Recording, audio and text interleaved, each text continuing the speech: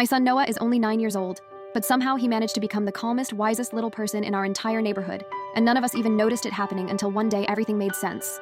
It began when I picked him up from school and 3 different kids ran up to him saying, "Bye, Noah. Thanks for talking to me." And I stood there confused, wondering what exactly my child was doing that made kids line up to talk to him like he ran a tiny office inside the playground.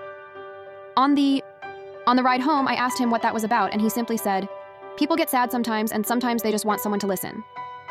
I did not think much of it until teachers started pulling me aside saying Noah has a gift. Kids open up to him, kids feel safe around him, even the shy ones. Then one afternoon I saw the full picture. Arrived early to school and found Noah sitting under a tree with a boy named Liam.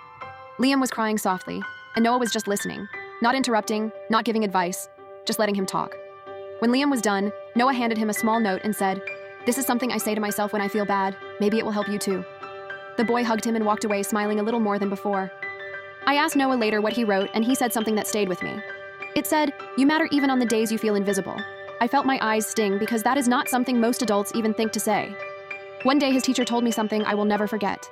She said, "Your son is the first kid I have ever seen who makes other children feel heard without making them feel small." When I asked Noah where he learned all this, he said, "You always listen to me without telling me what to feel, so I do that for other people too." It hit me right then. The reason he became the therapist no one saw coming was simple. He learned kindness from being treated with kindness. He learned empathy from being understood. He learned that listening is sometimes the greatest gift you can give. Now, every time I see kids gather around him laughing, opening up, smiling again, I realize he does not heal people by being wise. He heals them by being exactly who he is, someone who makes the world softer just by listening. And honestly, that is more powerful than anything any adult could teach.